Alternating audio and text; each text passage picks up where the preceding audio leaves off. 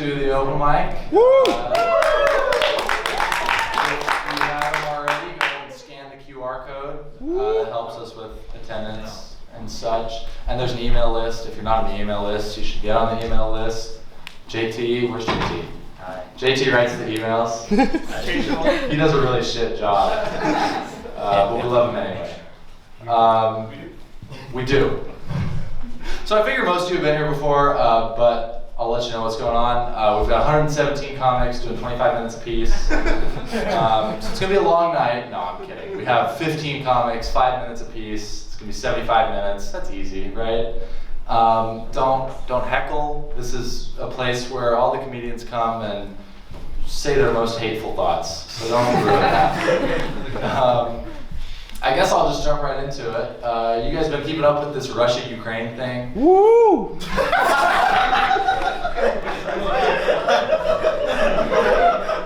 I'm worried. Apparently Russia's defense minister had a heart attack after a meeting with Putin. That's right. A 9mm heart attack. Or maybe it was poison, I don't know. That wouldn't be the first time. Just silly Putin noise, putting radioactive isotopes in the tea. Oh, you wanted sugar? I could have sworn you said polonium-210. Silly me. You guys hear that Elon Musk challenged him to a fist fight? I would watch that. Just a pay-per-view. Welcome to the Super Soviet Smackdown. On my left, we have a man in hot water with the U.S. government, accused of multiple human rights violations, and definitely a couple of French fries, short of a Happy Meal. And on the right, we have Vladimir Putin. It'd be a good fight though, right? I mean, Putin's like 70 years old and Elon moves like a Skyrim NPC, so I think the odds are pretty even. I was doing physics homework the other day. I got stuck on this problem with like a ball hanging from 3 chords. So I went to Google Images and I typed in ball hanging problem. Those were the most lopsided testicles I've seen in my life. I wanted physics help, not a WebMD article. But I was looking through these photos just out of curiosity. And I started getting concerned, like I was sort of recognizing some of these issues. And so I called up my Uncle Jerry and I told him we should go see a doctor.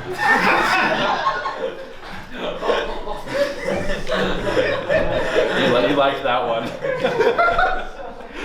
I'm at the doctor a lot. I have type 1 diabetes. Yeah, you have a different kind. I'm sorry. I felt the impact of saying that. But it's weird though, because sometimes when I tell people I have type 1 diabetes, they mishear me. They think I said I have a sugar allergy. So one time in 5th grade, I was eating a cupcake, and this one guy sees me, and he freaks out. He starts hyperventilating. He tries to make me take his EpiPen. Thanks for the concern, I guess, but that's not going to help me. It's weird having people try to explain the disease that I've had for 15 years now to me. I feel like a girl when a frat guy tries to explain what a period is. People always think they know, like, better than the doctors, right? This one guy one time told me that he could cure my diabetes. He said I just had to water fast for a month. So I asked him, just no food, just water? No food, just water. And I wanted to humor him, right? So I said, well, if this works, why haven't my doctors told me about this? And he said, because it's risky. You might die. And I guess I wouldn't have diabetes anymore, I don't know. One time when I was 8, my grandma told my parents she was going to take me to a cutting-edge medical professional and see if they could help with my diabetes. Turns out the cutting-edge medical professional was Pastor Kieran with a 4-pack of Yankee candles and a pint of fake blood from Spirit Halloween. He laid me down in this sigil, drew a little like symbol where my pancreas is, got on his knee, lit the candles, got on his knees, and then pretended to eat pussy for 15 minutes. It was just I can't believe it didn't work, guys. I feel like being a pastor isn't as hard as people think, right? Because with a little bit of mental gymnastics, anything can be a metaphor for God. It's like, Are you guys gonna watch that new Star Wars show? Anybody? Play along with this one. Anybody gonna watch it? Yeah. Is anybody gonna read the gospel? That's Matthew, Mark, Luke, and John. Anybody gonna do it? No, because you can watch the Force in Star Wars, but you can't force yourself to open up Scripture. I took my 5-year-old son to the bank the other day. We set up his first bank account because he needs to learn to save his money. What else he needs to learn to save? Himself. For marriage. I beat my wife. Of her loyalty, just like the sun beat down on the Israelites when they were stranded for 40 days and 40 nights. Open your Bibles to Exodus, please. Oh man, that's all I got. Speaking of domestic violence, our next comic, Cooper, come up and do fight. Thanks, Pastor Jacob. What's up, Jerusalem? Menorahs to the sky. Alright. I was trying to switch it up because you said I was trying to. I was doing too much. I used to have anger issues as a kid, and I still do! I don't have anger issues. No, what I did as a kid, it was weird. I was a kid. Like, what was I so mad about? Like 7 years old, just like, ugh, adjectives. I am angry. My vision is red. When I was 6, I pulled a knife on my dad. Anyone else? Alright, okay. I pulled a knife on my dad and I was like, I'll kill you. I was like an Asian Chucky. I'll never forget how this is a true story, I'll never forget how my dad handled it. He looked me right in my eyes and he went, do it. A fucked up Nike commercial. And I remember I dropped the knife and I was like, Dad, I'm sorry. And, so I was not a great kid, but that's also my reasoning for why I'm pro-choice, that story. No, that's not what I wanted to talk about. But I like to give props to my parents, I feel like, because they realized I had anger issues, and so they let me try a bunch of different things to try to find an outlet. Like I tried soccer and taekwondo. In this case, they let me try murder, which it wasn't for me. I'm more of a team player. I'm more of an accomplice. Also, a lot of running and murder. I'm not a big runner. My dad was like, if you keep on practicing, you might end up someplace, prison? Alright, Dad, come on. I'm not angry anymore. I kind of grew out of it, I feel like. And I feel like I was so angry as a kid, like I don't even get mad at things that should make me mad now. Like I don't get mad anymore, I just get kind of sad. I'll be at a party, someone runs into me and is like, hey, you have problems, buddy? No problem, buddy? And I'm like, I do have a lot of problems. Do you want to take this outside? I'm like, I'm getting a hug. I would like a hug. Alright, that's just sad. Let's see here. I had a weird flashback to middle school. You guys ever get those? You just like wake up sweaty. It's like, what was that? What was middle school? That was the weirdest time of my life. Every time I think about middle school, I just think about the story of Adam and Eve. Like in middle school, I was like naked and ignorant. And then as soon as I got to high school, I was like, what was that? Like, that was the most embarrassing thing. I don't know. At middle school, every day for 3 years, from 6th grade to 8th grade, I just showed up as a different person. Not like a big difference. It would just be like, today I'll wear a hat. Today I'll be a Nike ambassador. Every day of middle school for me was just like a shitty improv show. And my brain was just giving me the suggestions like, you should say swag more. I'm like, all right, swag. So this was the flashback that I had. It was in 6th grade, and we were in a classroom and we were learning about the N-word for the first time, okay? And I don't know how they do it here in Indiana. In California, we had a day for it, and my white English teacher, Miss Enos, had the genius idea of just like showing it off via PowerPoint.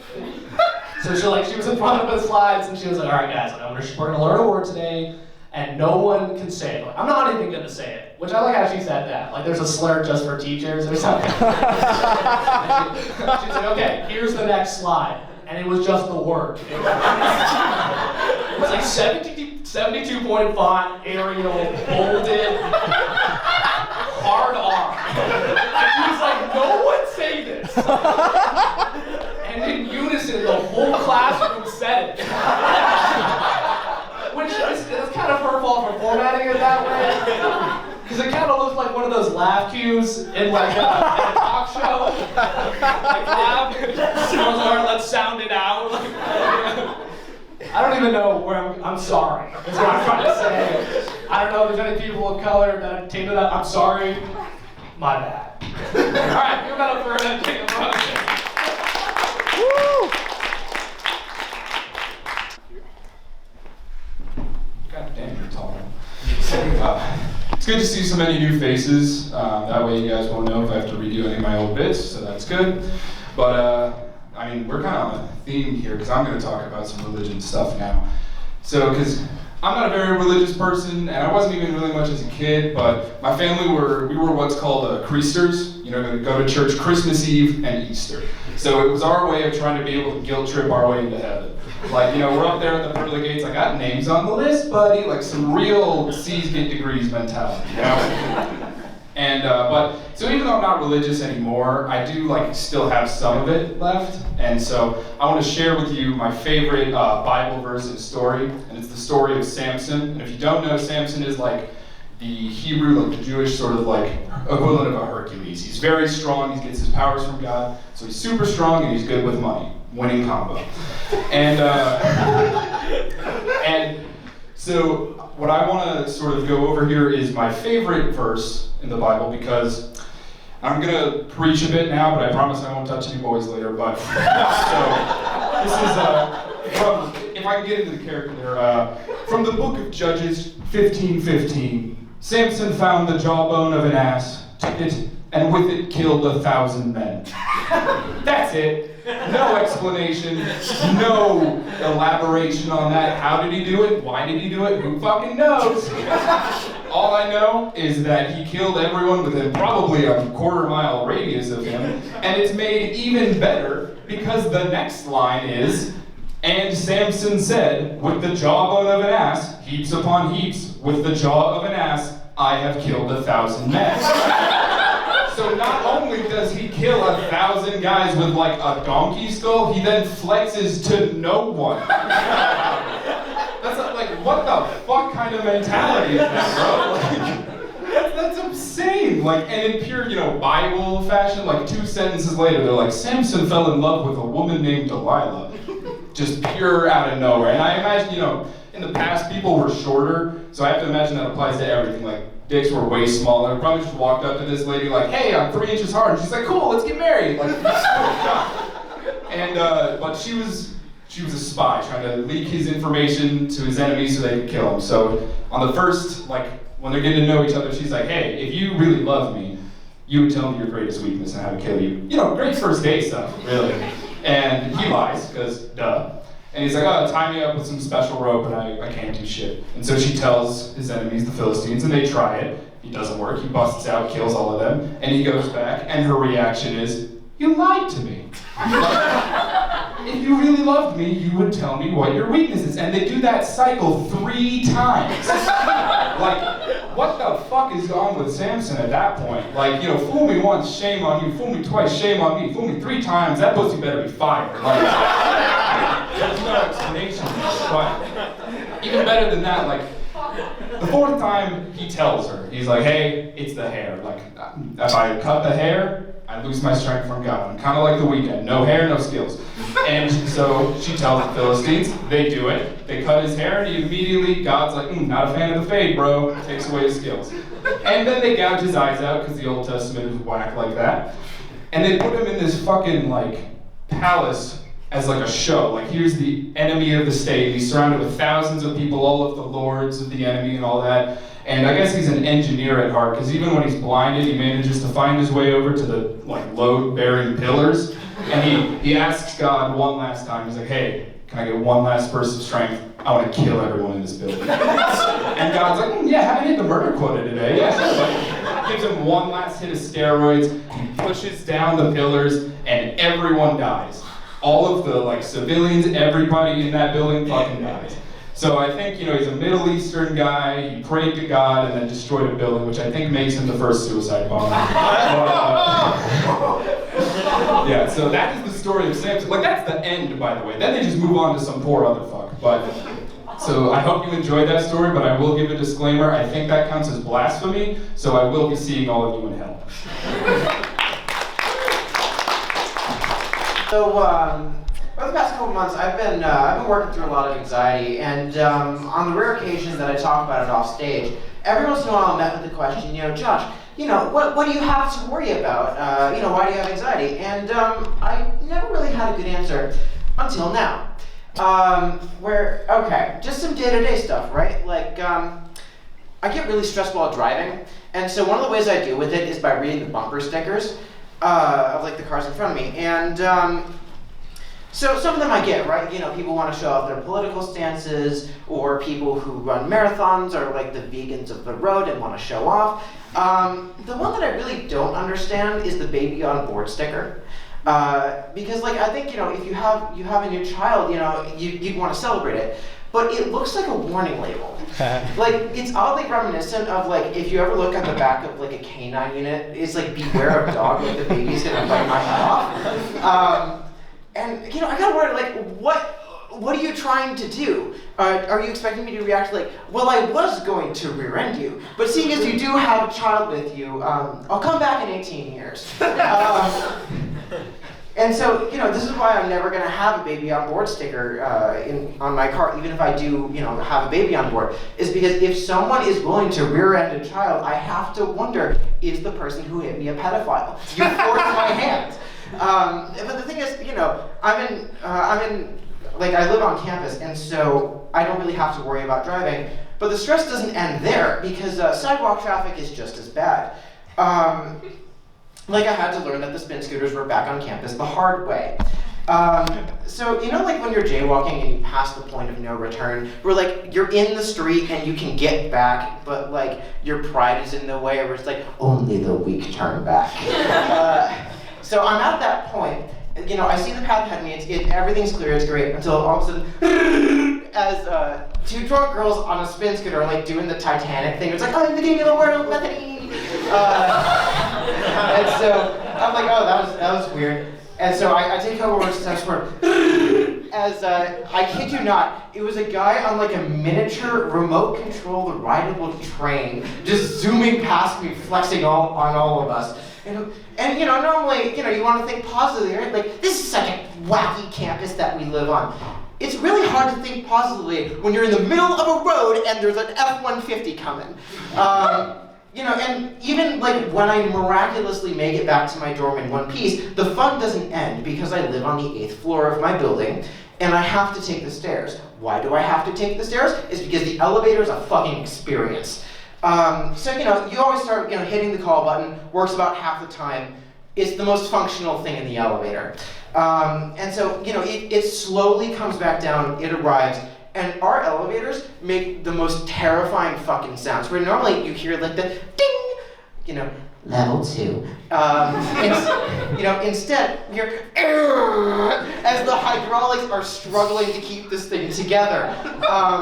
And so, once you get in the elevator, you have a very quick thing to figure out, which is, are you in the good elevator or the bad elevator? What's the difference? The good elevator has a working door close button and a working emergency phone. The bad elevator has neither. So if you get stuck, you're fucked. Now, another fun thing about our elevators is that I think they've been programmed to decelerate like really, really slowly. So when I'm going up to the 8th floor, it's really slowing down at about floor 7.5. And I always know this going in, but also it feels like the elevator is stopping at floor 7.5. And so, the rational part of you is like, okay, this is fine.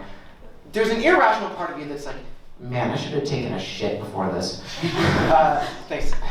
And, yeah. Sure. Anyway, and so, I remember a friend of mine is just the king of comedically bad timing, so he was in another building, we're at that slowdown point, and I get a text from him saying, just got stuck in a McCutcheon elevator, how's your day going? And I'm a fucking Reddit like, we're gonna die in here. My body's gonna be found next to the awkward stains on the wall.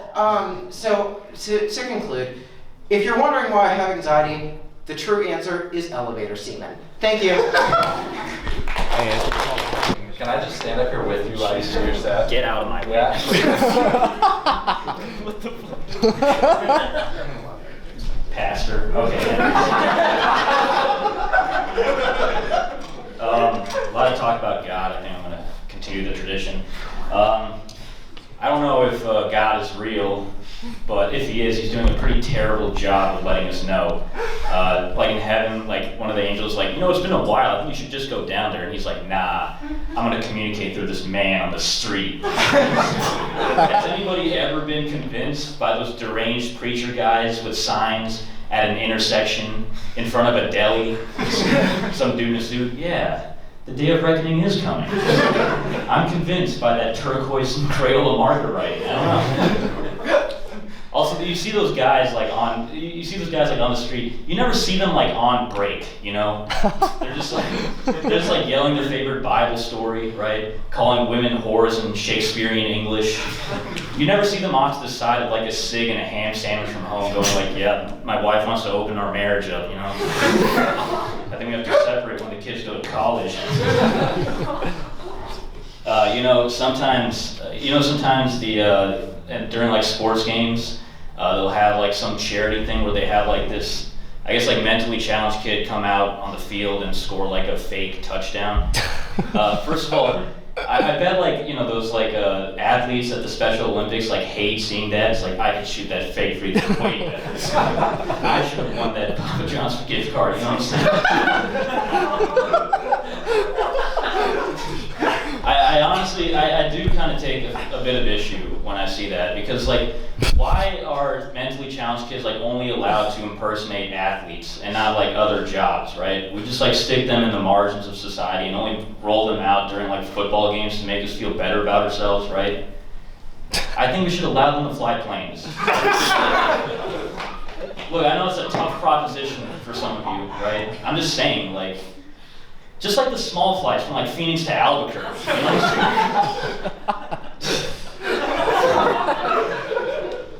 Although, yeah, I mean, like, you know, how hard of a decision is that? Although that does pose like a very awkward conversation for like families who are looking to travel. Just like a family meeting was like, all right, gang, should we fly or, it's like, yeah, you should.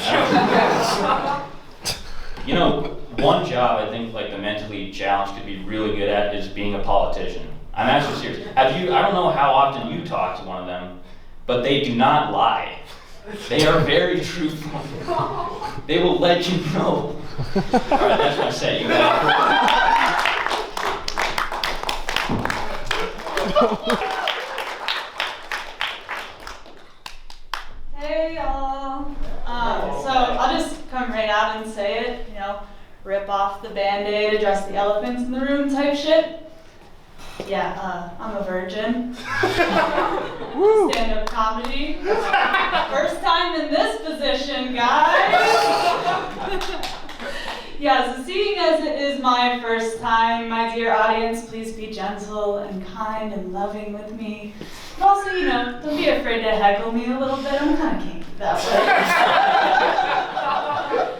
Now, being in college, I'm sure we've all met a lot of different people over our time here, you know, all different shapes and sizes and interests and drug addictions running around here. But over time, it's made me very kind of like reflective of my personality and how I present myself to other people. And I've kind of realized that like an overarching aspect of my personality is that I like to incorporate a lot of quotes from my favorite like TV shows, movies, and books into my everyday conversations. And I use this as kind of a way of like assessing my social compatibility with a person and also kind of creating a bit of a contextual guessing game for people just in case they're not as familiar with it. So like one of my personal favorites that I use in everyday life is the classic like, how you doing? And for anyone that's maybe not familiar with Friends, that's a bit of like a flirtatious gesture, but also I would hope that just like my demeanor kind of, you know, naturally leads people into that conclusion. But of course there are scenarios where maybe the quote doesn't as seamlessly fit into the scenario. Like the other day I was making out with someone and you know they were just like kissing my neck and I took that moment of inspiration to say, "You are a beautiful white man, Nick Miller." And then they kind of stop and they look at me for a moment, and in that second of hesitation, I take that time to reflect. You know, although I meant it as like a, "You're awesome, this is really fun, let's continue this," I realized that I called this person both a white man and Nick Miller when they actually possess the skin complexion of crispy tofu and a very Indian sounding name.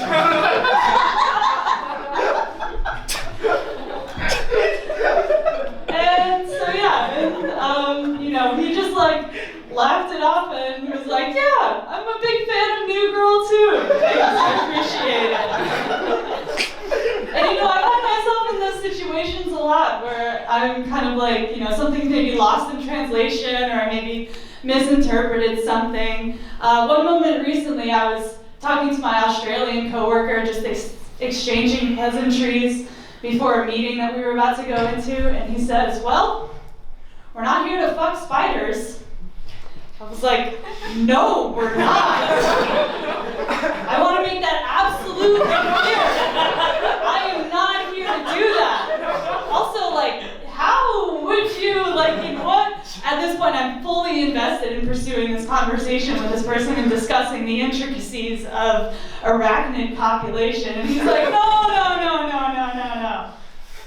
I mean it in the context of, like, let's move on. Like, let's continue. And I was like, whoa. I was completely lost there. And then he's like, "But you know, in Australia, that actually is possible." I was like, "God, how big are your spiders there?" And then, yeah, how am I doing on time? A minute. Okay. I can maybe do this next little bit about it. Look, all I'm trying to say is that they have gone too far with cheese lately. Like, I have a serious addiction to it, to the point that although I meal prep at the beginning of every week and try to make all these healthy and nutritious recipes for myself, I still night after night find myself standing in the dim light of my refrigerator, gnawing on a hunk of anything Tillamook, hunched over and peeking side to side over my shoulder just in case my mom decides at that moment to materialize over my shoulder like a fucking Grim Reaper, until I remember that I actually live alone. Okay, that's all I have. Alright, so today's a big day for me. It's gonna be my first time performing without my phone in my hand. Yeah! I'm gonna keep it here because I'm not that brave. Yeah, the last time was my first time performing without my phone in my hand. My ex-girlfriend got mad at me when I tried to fast forward through the foreplay. I fucked up that joke. That's why I have my phone here. Alright. Anyway, how was everyone's spring break? Ow! Nice. Mine was alright. I watched the new Batman movie. Woo! I fell asleep during it. Ooh. Whenever Zoe Kravitz wasn't on screen. But it's not my fault, right? Like, that movie was really dark. I don't mean dark like JT's jokes, I mean dark like my skin tone.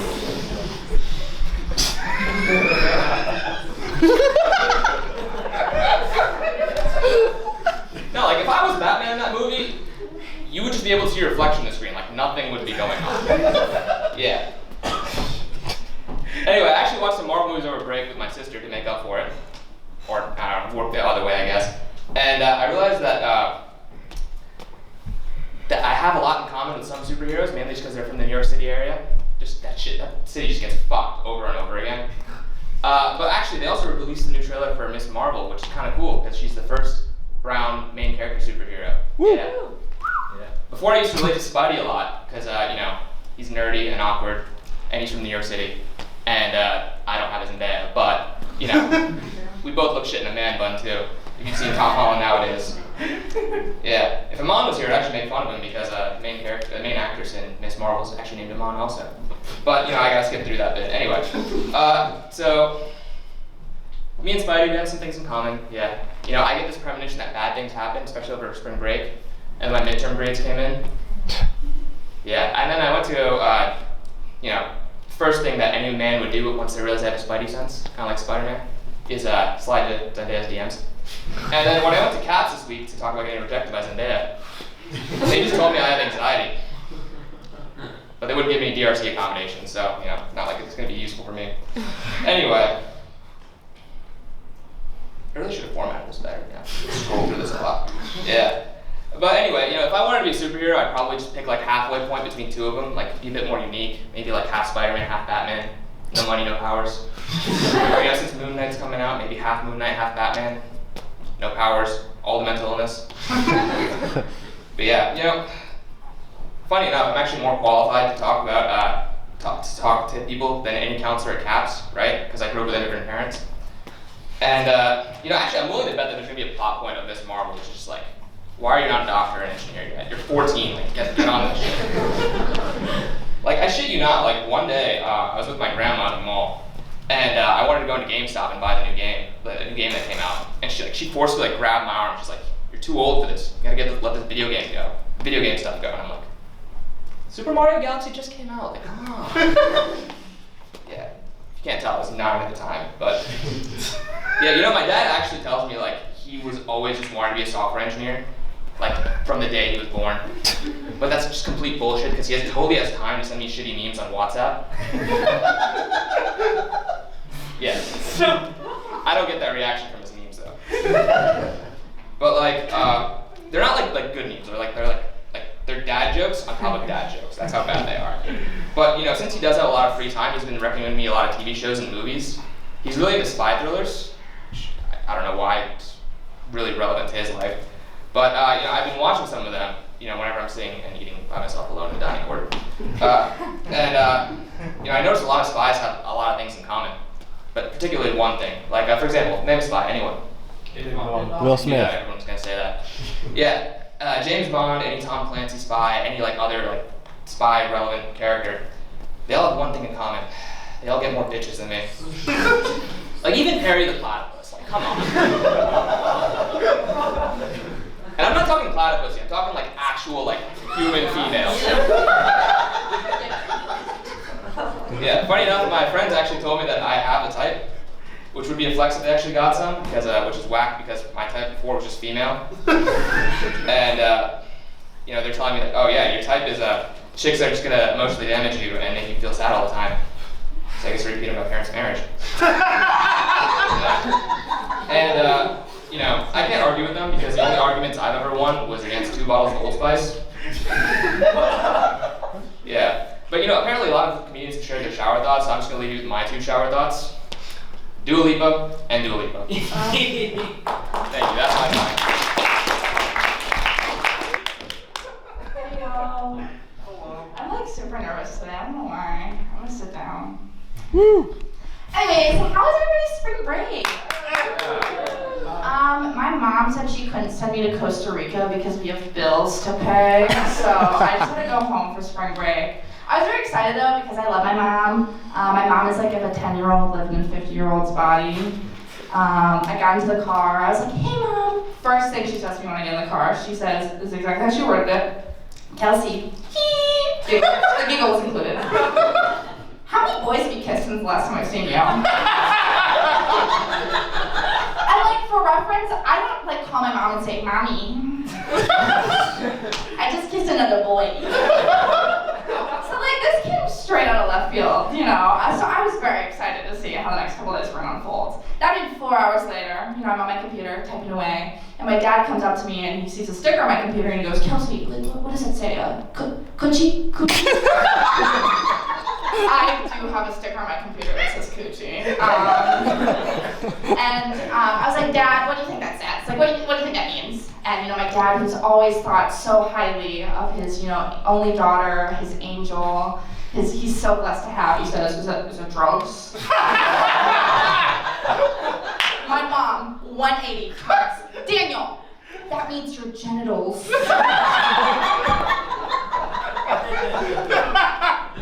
you knew how the rest of spring break went. I was reminded of spring break, the trials and tribulations of buying alcohol underage. For legal purposes, I'm 21. This is a joke. I was remembered of the trials and tribulations of buying alcohol underage. And I think when God created Earth, he said 2 things. He said, obviously, first, let there be light. Number 2, for every white bitch who needs alcohol, there's a man in a loveless marriage who runs a gas station. Me and Charlie are on first name basis. I was very afraid because it's been over a year since I've seen Charlie. You know, I have friends who are over the age of 21. I was like, what if he's not gonna remember me? So I got ready for this. Like it was, you know, like I'm hooking up with a guy. So, you know, I do a full face of makeup, I do my hair, I wear a nice outfit, wear my nice bra, shave my cooch, you know. But you gotta shave the day up because if you shave the day before, then it's prickly, so. So anyways,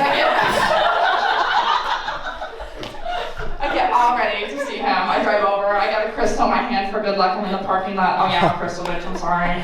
I'm in the parking lot like, please remember me, please remember me. Everybody's like, why is this white bitch freaking out in the BP parking lot? I walk in, I'm like, please, please. He looks over, Kelsey. I said, Charlie. And the rest is history. But yeah, I mean, trying alcohol underage, it's an experience, you know. You just gotta bring out the bimbo voice, give them a little bit of attention. Be like, what brings you here tonight, you know? And I always ask for recommendations, even though I'm not gonna listen to it because I wanna make them feel special. And so Charlie's like, oh, like, maybe with this new bourbon, and it's like $20. I'm like, give me the shittiest alcohol you have, Charlie. You should know me at this point. We're on first name basis, okay? But yeah, when I came back from spring break, I'm in a club called the Period Project. Shameless promo. Yeah, I'm the vice president of the Period Project, and we were in a safe sex fair yesterday. I was gonna invite some of my friends from the comedy club, but I realized they don't have sex, so.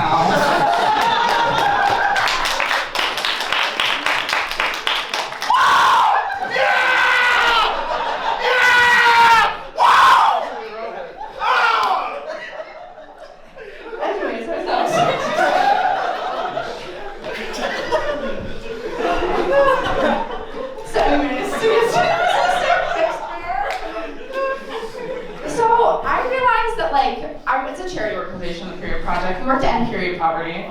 And running a charity organization and doing, you know, comedy is like, it's very confusing. Because like, it's like I have 2 different personalities. So I'm very afraid that I'm gonna be doing Period Project stuff and I'm gonna be like, the labia majora and the labia minora, like the thing Jewish people like.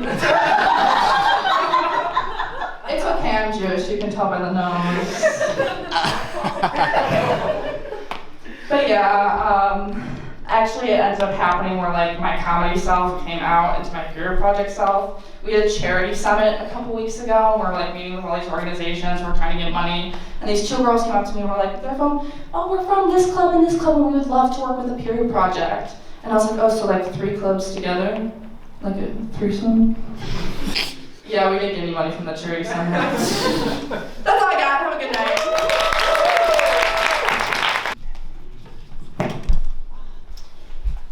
So I have no idea what I'm gonna do with my life. Woo! Yeah. At this point, it's gotten so bad that I'm just like avoiding my academic advisor. I just don't want to see him. So the last time I knew for sure what I wanted to do with my life was back when I wanted to be a professional basketball player. I think you guys can tell how that worked out for me. Yeah, apparently they don't actually take 5'8" unathletic white dudes all that much. Who would have known? But what hurts the most is just how close I got. You know, like if I just had 14 more inches of height, 10 more inches of vertical, and could shoot the ball like twice as good as I do now, I could have definitely made D3. So now that my hopes, dreams, and aspirations are crushed, I didn't really know what I wanted to do. So I came into college undecided, and you know, Purdue's got this exploratory studies program where they make you take this class, and the class is basically, you know, telling you like figure out what you want to do. Super easy class, I would think. And you know, the class description was like, yeah, we're just going to be taking personality quizzes. Okay, great. What they conveniently forgot to mention is that the class was like 95% just busy work, like hours upon hours upon hours of busy work. And we were taking personality quizzes, but we were also taking quizzes, graded quizzes on personality quizzes, just to make sure that we understood our results. Guys,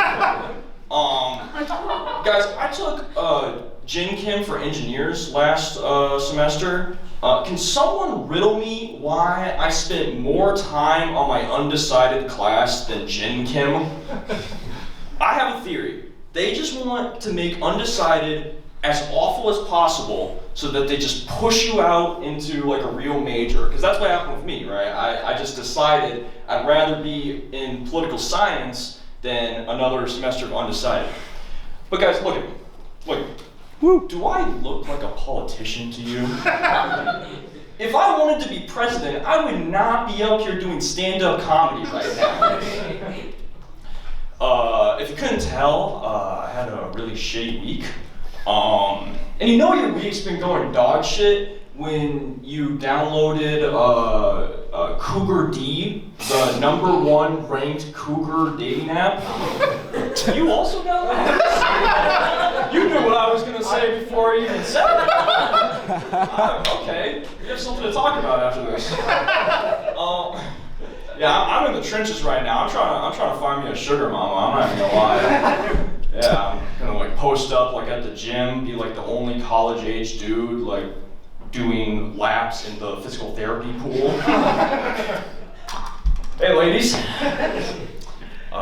Maybe a better idea might be to just like stand outside of the divorce settlement courthouse. Because then you know like all of those women are single. That's like a gold mine. That's a gold mine. If all else fails, I'm not above moving from MILFs to GILFs. That's a jump I will make. You know, I might have to start attending some local bingo games if I have to. You may judge me for that last one, but I'll be laughing my social security check to the bank. So yeah, all right, that's what I said. Thank you, folks. I'll keep my phone in my hand for this one. Woo. It's my comfort zone. Anyways. Alright, there you go. Making sure it works. Alright. So, a couple weeks ago I dyed my hair red, and I got my hair dye from Target. Oh yeah. Sorry. I know you work at Target. I saw you say it like yesterday. Anyways, so the red hair dye said that it would like get off after one shower. So they say it did not. It like, and I thought it did. And I woke up the next day with red all over my sheets. So I was complaining about it to one of my friends, and this guy in the middle of my rant, he's just like, red sheets? That's cool! Holy shit! And then, I'm just like, yeah, it's great when people think that my vagina bled out. So I know that a couple of comics talked about religion many sets ago. So on that note, let's talk about pedophiles. How do they even, like, that whole concept just kind of confuses me. Like I was thinking about it, like those 3 AM thoughts. I was just like, what goes through their mind? Like, what do they think about? Like, do they look at preschools and go, one day, my cock's going in your mouth? All right, Father, it's time for your sermon. Yeah, so I ended up talking about religion.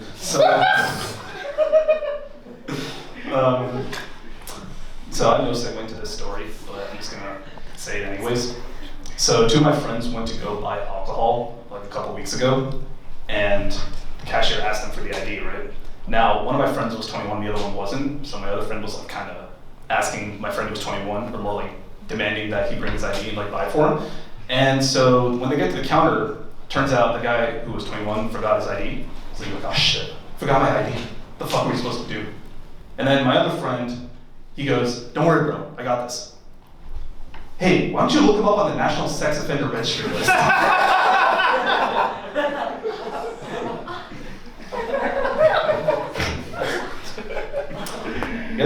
I don't know, like, that guy wasn't afraid to say that shit. Like, that takes a whole new level of balls of steel. But like, I I have to be careful of the shit you say these days. Like, I have to keep in mind, we're living in sort of like a PC culture nowadays, where you have to be mindful of the stuff you say, because you might end up like getting into a situation that you went to, like offending someone, stuff like that. I gotta keep in mind about the things I say, like things that I wouldn't have to worry about before. Like, I can never say, bro, I'm dead ass anymore, because all the necrophiles are gonna be like, dead ass?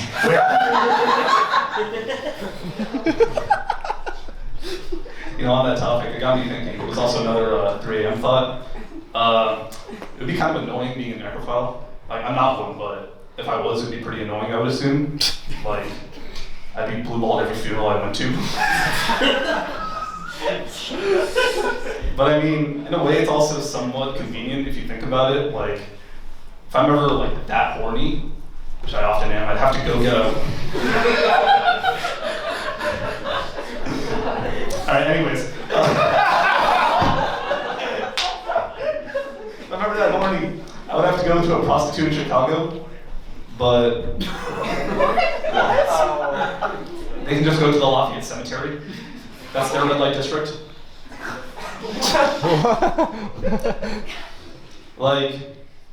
They have a bunch of places to go, depending on like what type of people they're into. Like, if they're into Caucasians, they can go to the Lafayette Cemetery. If they're into Asian people, they can go to the suicide forest in Japan. All right. So, all right, let's see. What am I gonna say here? All right. Well, I'll just let's use this one. So this joke will probably lower our reputation a bit more, but I don't really care at this point. So I have a lab retriever, and he's around like 7. And when we first got him, my dad told me, like, you know, you can treat him as my other brother, right? Like another brother. And so one time I was just randomly thinking, like, if I adopt a dog, and he's like considered my brother, could I check off 2 things on the rice purity test? All right, that was kind of fucked up, actually. All right, that's all I got. Thank you. Full nervous I am. Just putting me up. Hi, my name is Aditya Singh. People like to call me "Don't take our jobs." I'm really serious. This guy here signed up for it. I'm like, bro, are you going on? He's like, no. Then why did you sign up? Like, I thought we were going to get paid for it. I'm like, you know, I'm an international student. I left my country last year. At the airport, my father finally got emotional. He told me, son, always express your thoughts. He told me, never not allow yourself to paint the right picture. And guess what I'm afraid of? Guess, guys. Painting. I'm afraid of sending dick pics. I'm legit afraid, dude. I'm legit afraid. I feel like it's, for me, sending a dick pic, it's like uploading a story of moon on Instagram. There is always someone on the other end. This going, I can't believe someone landed on that. I don't believe that.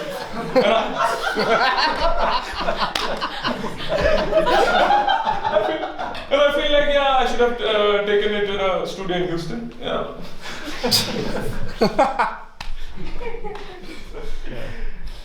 You know, there's one more reason I'm afraid of sending dick pics. I'm just afraid there's a group chat of women, a lot of women. They're just sending all the dick pics they're getting. They call it the Ollivanders. The best bond you can get. So what I really think is that they're also discussing it. It's like red hair, hand-me-down underwear. Is that a Weasley? So someone sends in a Kingsley Shacklebolt, and a girl goes like, "Girl, you gotta swish and flick it." I'm you know, that's why I'm afraid. I can't send my Harry Potter there. It's already been scarred. It's already been scarred. You know, me coming on stage for the first time was kind of like sending a dick pic. It was non-consensual. I made it hard for myself.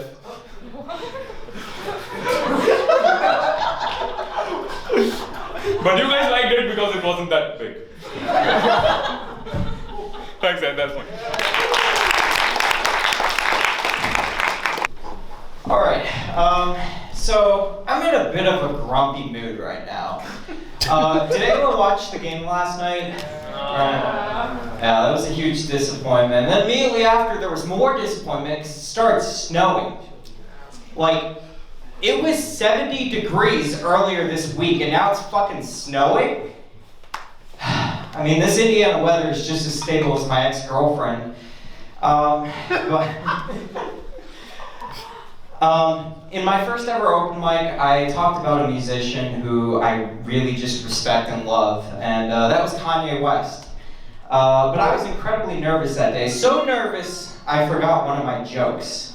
And that was the fact that I have a fucking Kanye tattoo on my leg. Like, I'm not even joking. Like, I seriously have one. Hey. I don't know about you, but that's kind of an important thing to bring up when you're talking about Kanye. So today, just in the vibe of my grumpiness, I figured I would talk about some musicians I hate, absolutely hate. So let's start with the first one, Kanye. A lot of people say it's justified for me to hate Kanye right now because he's harassing his ex-wife and Pete Davidson, which I just find absolutely hilarious that a bum like Pete Davidson is bringing so much downfall to Kanye's career right now. But honestly, I don't think Kim Kardashian is a victim. I think she kind of deserves the harassment she's getting. The reason why is because she willingly chose to date and marry a mentally ill man. And then after she gets a divorce, she decides to date another mentally ill man. And to put this into context, Kanye goes out of his way on Valentine's Day to deliver a truck full of roses to his ex-wife's house. And then he goes and, Pete Davidson, on the other hand, has Kim on his chest, marked on his chest. And it is not a tattoo, it is a branding. Kim branded her name on Pete Davidson's chest. So I think they're all crazy, and I think nobody is a hero in any kind of situation right now. And, well, the reason why I hate Kanye right now is his most recent album, which came out, which was Donda 2. The reason why is because it's not on streaming services. It's on his $200 instrument that you can only listen to it through there. And, well, being the Kanye fan that I am, I decided to bite the bullet. So I went to Pirate Bay and torrented the album, and I listened to it, and holy shit, the only thing that's good about the album is its release date, which was February 22nd, aka 2/22/22. That was the whole gimmick about the album. And on a side note, did you hear about that piece of shit that was born on 2/22/22 at 2:23 a.m.? Like, seriously, fuck that baby. Oh god, I felt as though I just quoted Jeffrey Epstein. On the topic of people that should have been aborted, let's talk about the second musician I hate, which is this singer for this little underground band you might have heard of called the Beatles. John Lennon. Absolutely hate the guy. See, look, when you have a song called All You Need Is Love, and then proceed to beat your wife, I kind of have a problem with that. Like, dude, get your priorities in check. You can have one, but you can't have the other. But everyone likes the Beatles, and as a musician myself, I kind of respect John. See, everyone likes John, Paul, George, Ringo, even though everyone forgets about Ringo, the drummer. And a lot of people credit Ringo with having the best rhythm of the Beatles. But honestly, I think John really did put the beat in Beatles. Poor choice of words. Yeah. Anyways, that's all I got. Thank you, sir. What's up? Bro, I'm fucking excited. Yeah, I'm in a good mood. I fucking had pizza for lunch. Yeah. Yeah, food poisoning sounds way more serious than what it really is. Like, one time I was really sick, And I was like, Mom, what's going on? She's like, yeah, food poisoning. I was like, who fucking did that? She's like, you did. Fucking stop eating raw hot dogs. I'm like, come on, man, you do your thing, I do my thing. Get off my shit. How much time do I have left? Alright. Yeah. I have a hard time sleeping at night. I don't know what it is. I just sit there for hours. I'm really jealous of my girlfriend. My girlfriend falls asleep instantly. Like, I really want to know what that feeling is of being okay with yourself. Yeah, I know. I just sit there and think about my day sometimes. I just can't. It's like a play-by-play all day at night. And one time last night, I couldn't stop thinking about.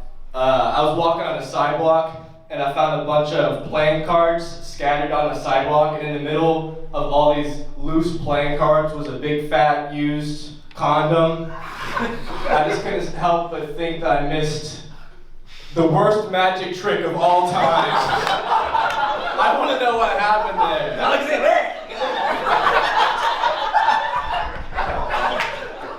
I'm not even looking at these notes. It's just bizarre. Yeah, so I have a hard time sleeping at night. I also think about my childhood and how my grandfather's an alcoholic, and somehow my family designated him as the man to drive me to school every day in first grade. I was like, Grandpa, why do you have mouthwash in the center console right here? He's like, don't fucking worry about it. Fucking learn about parallelograms. But yeah, I don't know, bro. I figured out years later, he's obviously driving drunk, and the mouthwash is there. If he gets pulled over, he can just drink some of the mouthwash and cover up the smell of the alcohol, while also getting you incredibly drunker. Listerine is 80 proof, by the way. If I ever got stuck at school, I knew I would find my way home because I could follow the beer cans. Did I say the hot dog thing? Yeah, alright. I have a hard time sleeping. Sometimes I look at my phone, and your phones are crazy. Like, you feed it information, and it's an algorithm. Essentially, I have a really weird Instagram feed. It's not porn. I don't watch pornographic videos. I listen to them to try to fall asleep at night.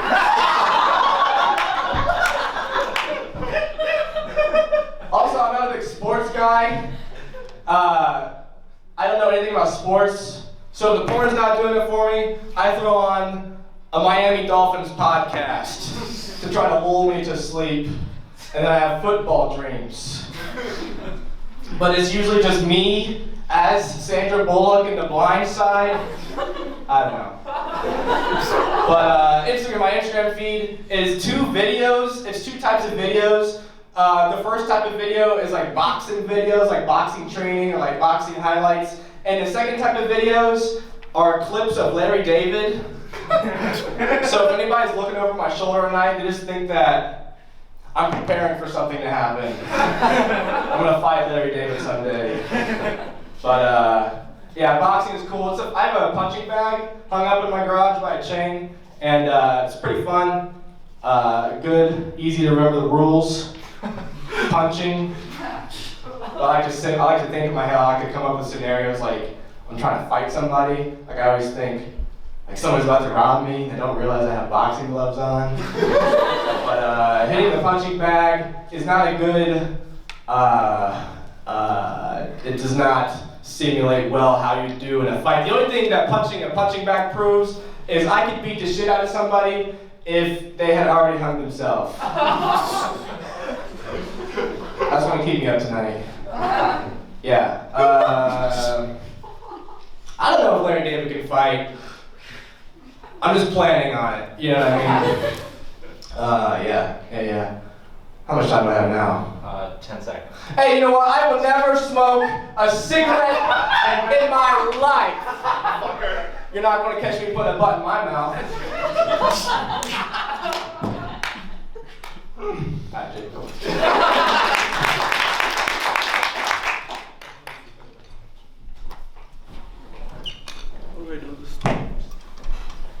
sorry, it's the autism. My mom's a doctor. My dad's a doctor too. Yeah, my grandparents took the buy one get one thing free thing too seriously. What's better than one doctor parent? Two doctor parents. That'll make for a happy childhood. I didn't have vacations. I had instances of looking at torn knee segments. I'm not kidding. One day, so this is what my mom used to do. My mom, she's got an insane work ethic. I think one week she worked like 22 hours a day, which is, yeah, I know it's inhuman. I don't know how she did that. And you know, she was finishing up her medicine program, and as she was finishing it up, it was the final year. It was really busy, and she couldn't drop me off at my aunt's house, so she'd take me to the hospital. And one time I was like, I got bored of sitting in the room. You know, if you're a doctor's kid, right? Or for that matter, if you're any kid and your parents are busy, they take you to their office, right? And they put you in that room, and there's some really polite, nice person like, hello, you are the son? Oh, you look so cute. Okay. I look like a kid. I don't know if I'm that cute. If I was that cute, I'd be a child model, making money and not listening to my parents.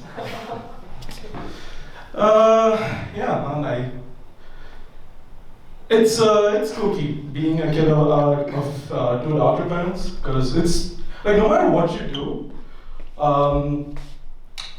like it's really hard to impress them. Like they just won't get impressed. One time, I love business. Business and comedy are the only two things I like. Maybe this is an artistic thing. We have like very strong interests. So when I encounter a situation that's weird, my brain goes, "Is this funny? Can I make money from this? Is this funny? Can I make money from this?" You know what I mean? So there was this woman, who was, yelling at her boyfriend, and his boyfriend was like, I'm breaking this marriage for this reason, you fuck, whatever, right? Like she was doing her thing, her set, just like I'm doing my set right now. And I was like, damn, like, could I extract this material? This is like a good premise for a sketch. Because, she's yelling at her boyfriend, and, her boyfriend's like this. How funny would it be if he just takes a banana and throws it on her face? and that could be a great start for a sketch. And then the other side of my brain goes, what if there was an app to get a card with the lady who hugged you and took you away from the lady who was yelling at you? $1 billion valuation right there. Instant money in the bank, baby.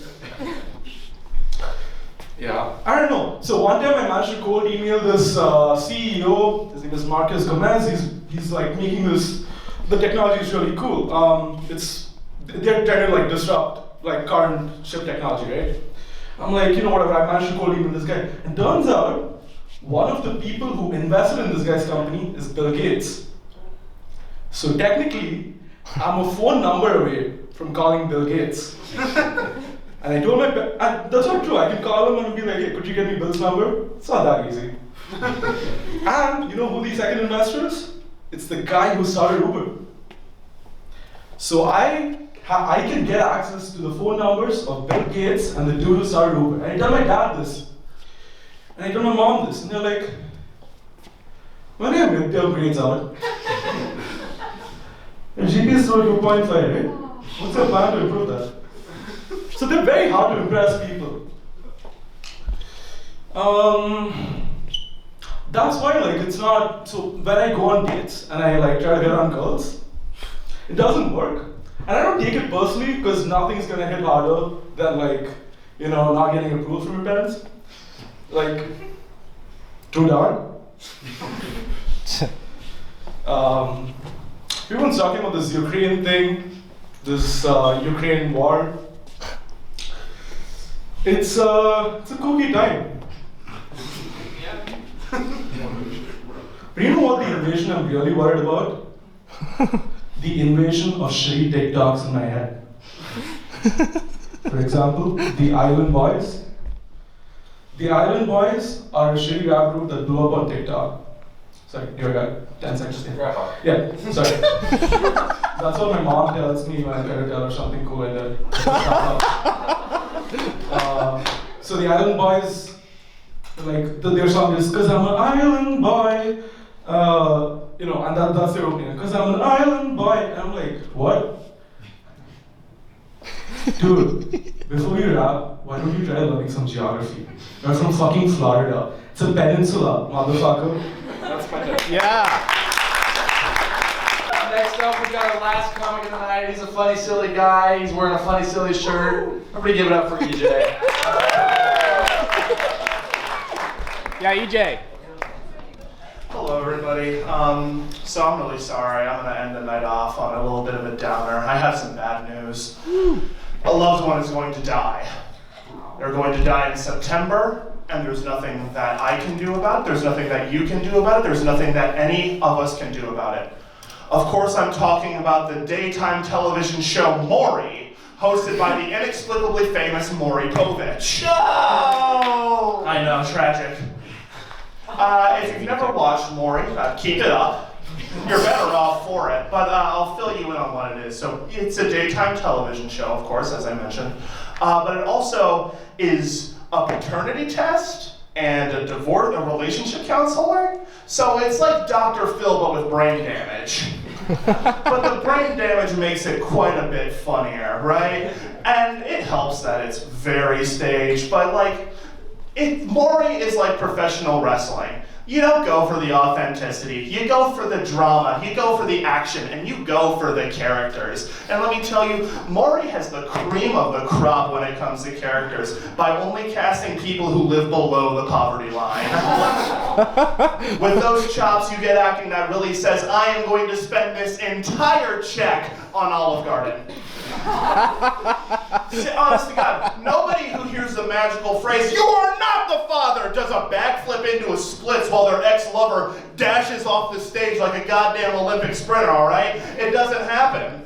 It doesn't happen, and that's just the day-to-day shit, all right? We're not even talking about when they decide to fuck around and introduce some new fun elements. Like, they'll bring a lady onto the show, and she's like, "Maury, I'm horrified of chicken suits." And then Maury will arise from his easy chair. "Well, Jessica, take a look at this live feed backstage. There are 4 men in chicken suits, and they're going to harass you for 15 full minutes. We are running ads on this." And so this woman just gets tormented, and then the producers say, "You know what? Fuck it! Prepare to be both aroused and horrified. Here comes Boggles, the clown stripper." But an observation. You have Boggles, you have chicken suits, you even have backflipping dads. But you know what has never been on an episode of Maury, to my knowledge? An Asian. And I'm not talking about like what you think of when you think Asian. I'm talking like the entire continent. It's like, great job. That's like a thing you can attest to. Like, if I wanted to get on Maury right now from where I am at in life, firstly, I would need to change my major from computer engineering to meth inhalation. And after graduating from the Gary School of Drug Abuse with my bachelor's, I would need to begin defending my territory, a Chili's back alley, by just stabbing anybody that comes through. Even then, I think I'd only end up in the live audience. That's how fucked up you need to be to end up on Maury. All right, so the entirety of Asia, give yourselves a round of applause. You guys are in this one. Everybody who originates from the entire Asian continent, take a bow. You guys are in this one. Great job. I'm sorry. Whoa.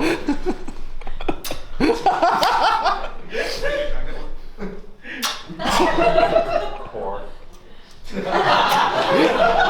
just mad because he was a candidate. Also, Jacob, you motherfucker, you type 2 diabetic dick face. You're just mad at me because I can survive the winter. Fuck you.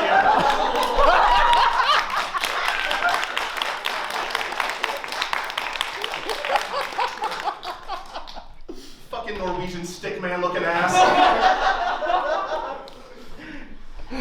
Yeah, I'm doing this because I totally didn't forget the rest of my entire set. Oh, yeah. So, like, but you know, I catch myself watching Maury. Back onto Maury. I catch myself watching Maury, and I'm like, who the hell, why is this, how's this been on for 30 years? Who is still watching this? And firstly, me, my dumb ass. Like, I end up like, oh, I'm gonna skip the Maury, and then I watch 3 hours of Maury. All I can think of is, you are the father! But how has Maury outlasted everyone, right? He's not a judge like Jerry Springer. He's not a lesbian like Ellen, and he isn't insane like Wendy Williams. So what lasts? Well, I think it's the man himself. It's Maury Povich, you know? The 6'1", 80-year-old man. Women want him, men want to be him. And how does he stay around? What's his longevity? What's his secret? 2 words. Clown pussy. What?